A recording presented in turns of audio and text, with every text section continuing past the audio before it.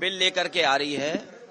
Bharatiya Janata party का इतिहास जिस तरह के फैसले लिए अगर हम देखें, उससे कहीं न कहीं जो परिणाम भारतीय जनता पार्टी चाहती थी वो नहीं आए। भारतीय जनता पार्टी का हर फैसला वोट के लिए, अपने लोगों को खुश करने के लिए। ये वक्फ बिल के खिलाफ समाजवादी पार्टी है, पहले भी थी, आगे भी रहेगी। जिस तरह के संशोधन भारतीय जनता पार्टी कर रही है, वो पूरा कंट्रोल अपने पास चाहते हैं।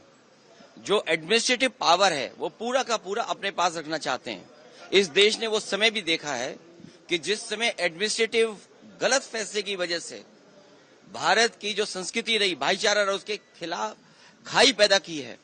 और अगर हम इनका जो फैसले लिए अगर पलट करके देखें, एंग्लो इंडियन बिल जिसमें कि सदस्य एक बनता था, चुन करके आता, वो अपॉइंट होता था, वो बिल ले लिया वापस, वो आरक्षण छीन लिया। आरक्षण एंग्लो इंडियन का छीना।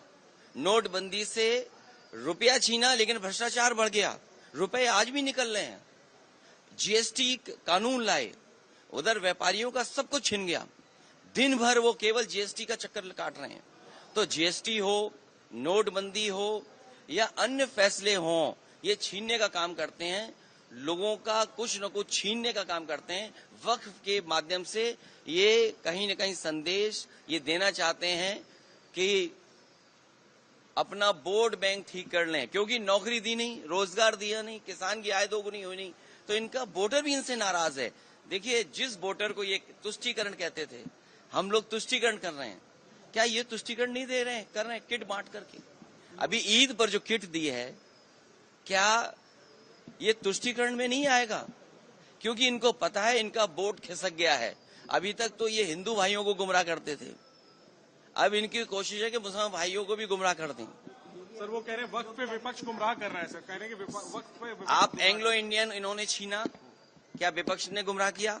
आपने आरक्षण छीना, जो यहाँ पर लोकसभा में चुन करके आते थे, असेंबली में अपॉइंट होते थे, तो वो छीना आपने। नोटबंदी पे आपने कहा कि आतंकवाद खत्म हो जाएगा, इनके लोगों को माफी मांगने जाना पड़ा। क्या आप सोच सकते हो?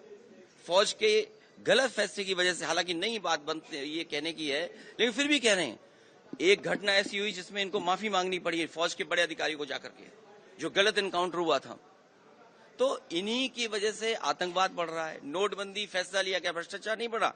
एक व्यापारी उत्तर प्रदेश में, जिसके इत्र व्यापारी था, कारोबारी, 250 करोड़ रुपए निकला था नोटबंदी के बाद, और ये कहा गया समाजवादी पार्टी का है।